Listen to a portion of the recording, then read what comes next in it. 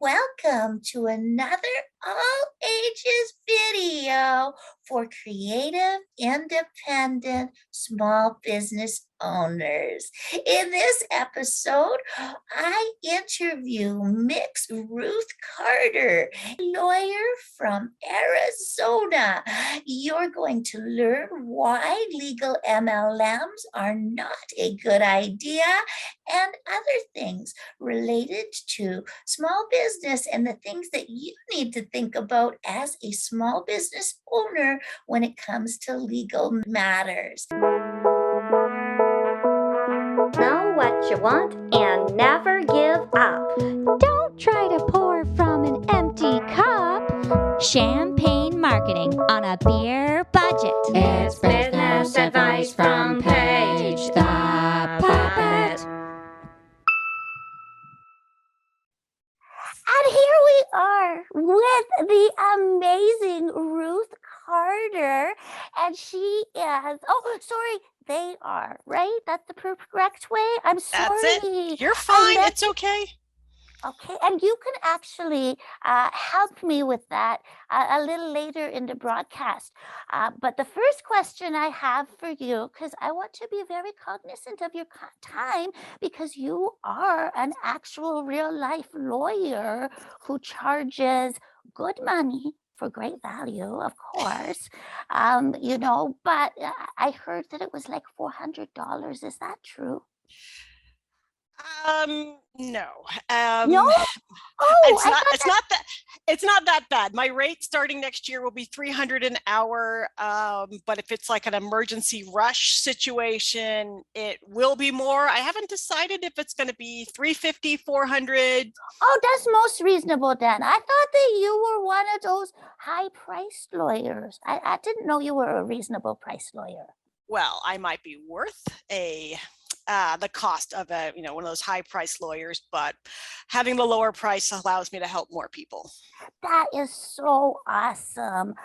And this is what I really wanted to talk about, because understanding that you are a reasonably priced lawyer, I wanted to talk to you about these multi-level marketing companies that say you can get a real lawyer, you pay a certain amount, and that sort of thing. Can you tell me why that's not a good idea?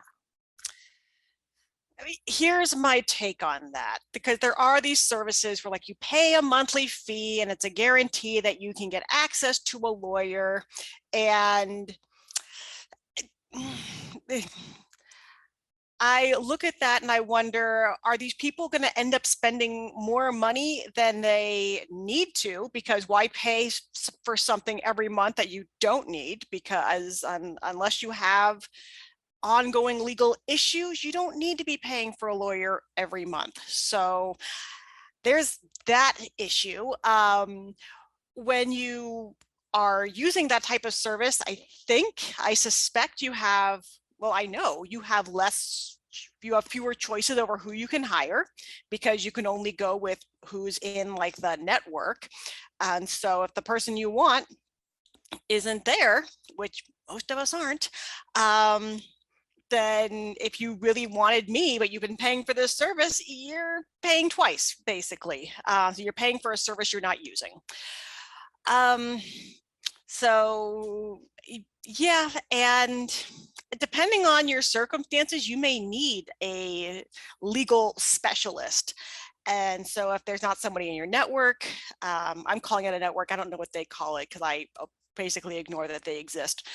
So if what you need is in a particular niche and they don't have somebody, then you're going to have to go with somebody outside or hope you get a lawyer who can handle it. But that sounds sketchy.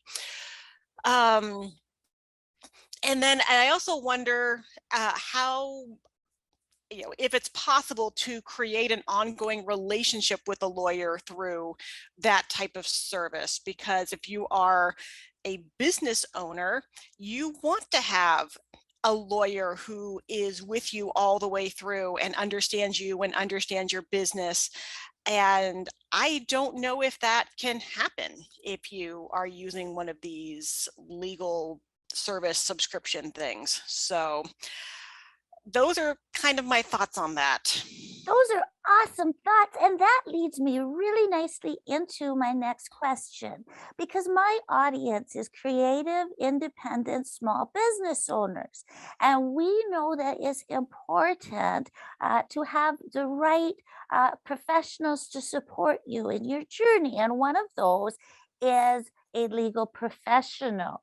And so this is maybe a big question, but what are the essentials that a small business owner needs to consult a lawyer for?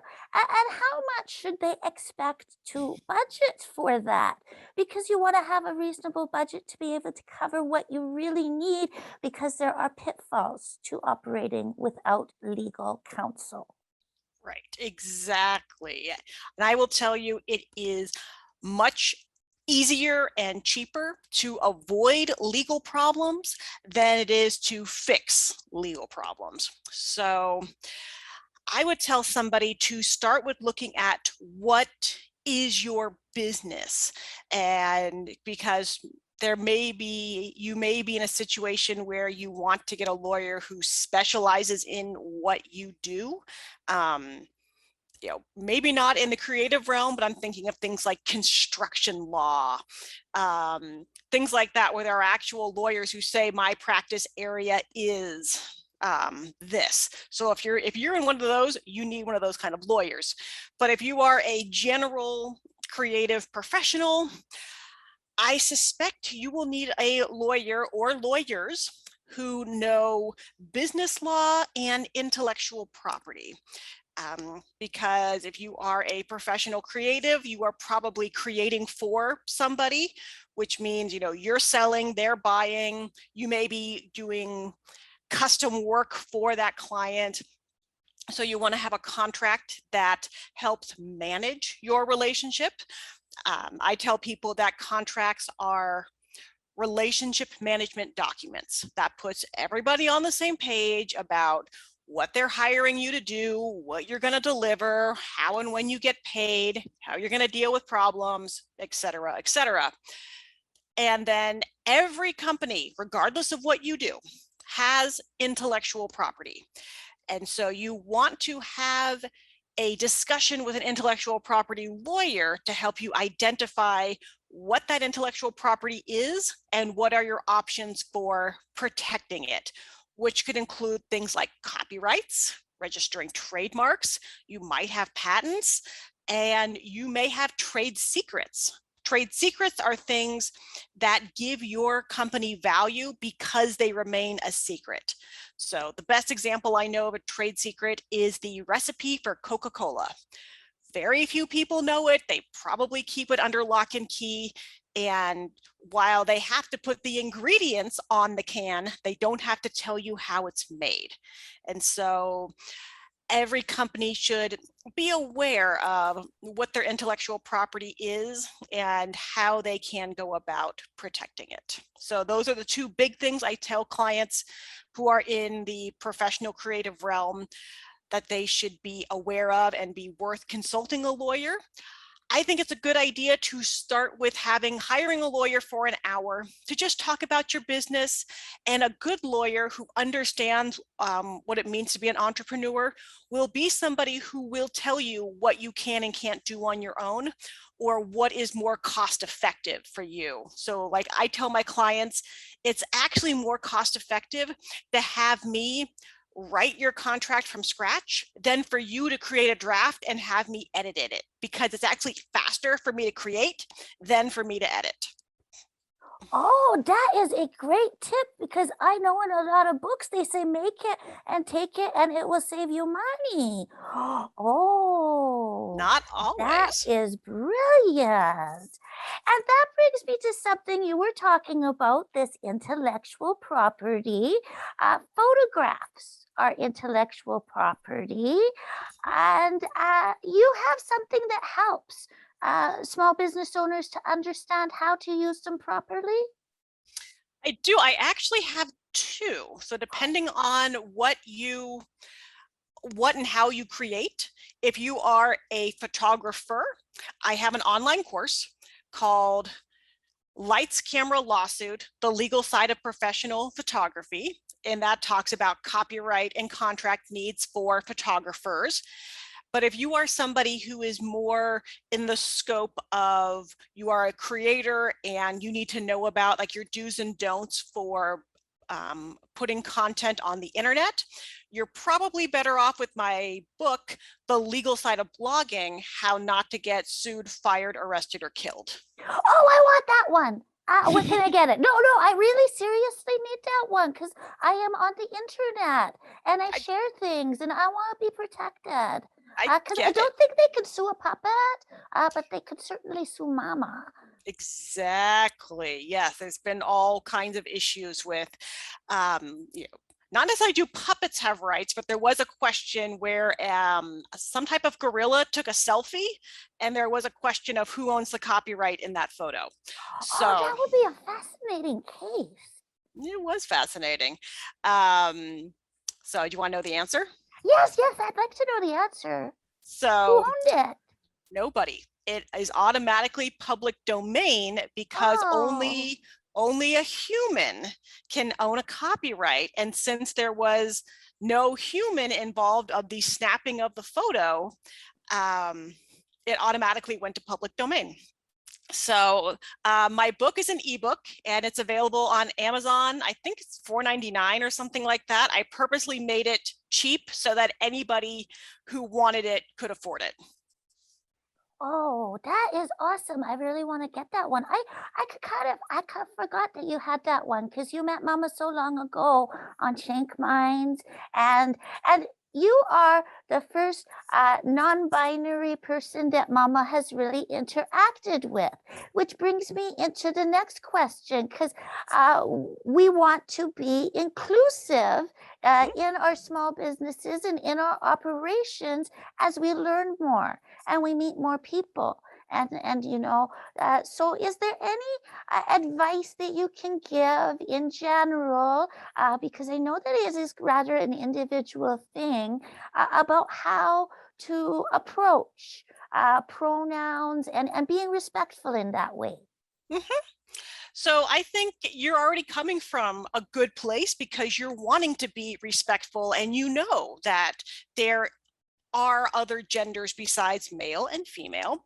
So one thing you can do, or Patricia can do, is put their pronouns on things like their email signature, on their social media, their LinkedIn, so that people who see that, by putting your own pronouns on your email and profiles, even if it is even if you are a cisgender person, meaning you are the gender you were assigned at birth, it's an acknowledgement that not everybody has the same pronouns that they started out with when they were born. So, and that is a signal to those of us who are transgender, non-binary, that this is a person who understands that much, that if when you were born, people called you she and her, but now you're they, them, or he, his, that's like, oh, like you understand that gender is not just a black and white, he or she, male, female thing. If you're ever in a situation where you have to fill out a form and for some reason you have to ask about gender, just instead of having like male, female, MF, just leave a blank line and let the person fill it in for themselves. I know, like I recently filled out a form at my physical therapist's office, and they asked, what is your name? Like, what's your preferred name? So that's appropriate for if you have a nickname, or if you are, if your legal name is Matthew, but you go by Mary because you're trans, but you haven't legally changed your name, you can disclose all those things in that type of setting. And then probably just make no assumptions. A good tip for people is when you're talking on the phone, never assume somebody's gender, because somebody could have a very low voice and be female, or be like me and have a higher voice and be male. So I know that's one thing that a friend of mine mentioned when we were talking about how can companies be more inclusive, is avoiding an assumption and using words like sir or ma'am if you don't know 100% of a person's gender. Well, and So even people that go by are cisgender and they are women, sometimes they don't like ma'am. Because it connotes something and so on. Now, I had noticed that you sometimes use MX. How does one pronounce that? great question. I get that a lot. It's pronounced like mix, like you mix Oh, batter for a cake. Just so I would say this is Mix Ruth Carter. exactly. Okay. Okay, that's cool. Yeah, this whole topic, it reminds me you said about low voice. And that is exactly why Mama doesn't like being called Pat. Because once upon a time, there was a lady that she knew when she was a little girl. And it was a lady, but she had a really deep voice. And her name was Pat. And then, so Mama didn't like the deep voice because it scared her. Oh no. Yeah, And and then she didn't want to be called Pat, so she went by Twish and Trisha until she became the Patricia with the Y. But anyway, but that reminded me of that, and it also reminded me of the SNL skit. Now, yep. do you think that that would be acceptable today, or do you feel that that was not a good representation of people who are different?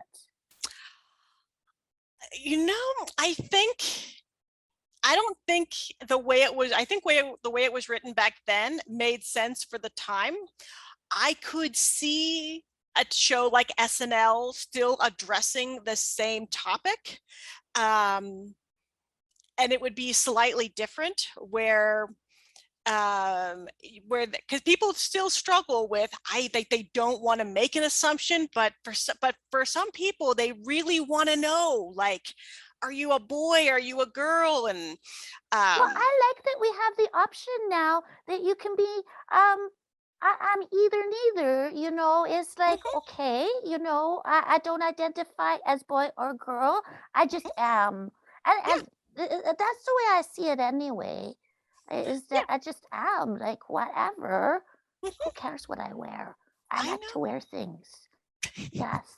Oh, Hey, and, I shop in the men's and women's and children's department sometimes, so I get it. yeah, yeah, and the lady that helped me start this show, Savvy, she is somebody who feels similarly in some ways, and she's getting a breast reduction in February, and to deal with because I don't think that the bindings worked for her, and that sort of thing. So it can be difficult. There are challenges to be journeying through in this world. Do you find that there is a good support system you recommend for people who are finding out or feeling that they want to be in that space? Yes, thank goodness for the internet. I honestly can't think of anything off the top of my head. I've been lucky that I'm surrounded by people who are very accepting and they try their best. They're basically people who knew me when I thought I was female. So, them making the transition to the different pronouns. Um, sometimes they trip over it, but it's fine. You just correct yourself and move on. But there are plenty of organizations out there. There's PFLAG, there's Free Mom Hugs, there's the various LGBT groups. Um, there's Reddit, there's the It Gets Better Project, there are movies about trans people. And I even heard a story recently where a mother called a gay bar because their kid had just come out and she wanted to be accepting but didn't want to say the wrong things and called a gay bar to say, what do I do? That's the So sweetest thing I think I ever word. Isn't that sweet? Oh my, that is so sweet.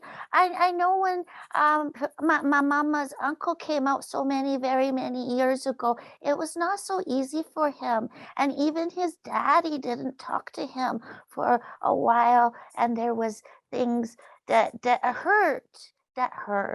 Oh, yeah. And yeah. And there so are people out there who are still like that. It's sad, but thankfully we are becoming a more accepting, global community. yeah. So there's hope. Yay. Okay, I think that is all. I promised you I would only take 4 questions of your time. And I so appreciate it because you are so smart about the law and legal things. And so you have heard it here. You should seek a lawyer for contracts, and that it can be less expensive to just start with a lawyer instead of trying to cobble it together yourself. And if you are open to inclusiveness, it really makes the world a better place. Yeah, those are my messages for today. Did I miss anything? I don't think so. Yay. Thank you so much. Oh, I forgot, you have a YouTube channel too where you answer questions about law on the regular. Can you share that address, and I will make sure that Mama puts it into the description area and on the screen. Oh, thank you. Oh, you're welcome. Yes. I use Carter Law Firm as my YouTube channel name. So I honestly can't think of what the URL is off the top of my head. I'm good at Googling. All right. It's all good. Okay, I'm going to hit stop record and there you have it, my interview with Mix Ruth Carter. If you enjoyed this episode, be sure to click on the like button and be sure to comment below with your favorite part of this episode. Those comments really help my channel grow. Speaking of helping my channel to grow, if you are not already subscribed, please click on the subscribe button along with the bell so that you can be notified every time I go live. You can catch me on all the socials at Paige the Puppet, but if you really want to make the most out of your creative, independent small business, I invite you to subscribe to my newsletter. The link is in the description below. Until next time, have an Know what you want and never give up. Don't try to pour from an empty cup. Champagne marketing on a beer budget. It's business advice from Paige.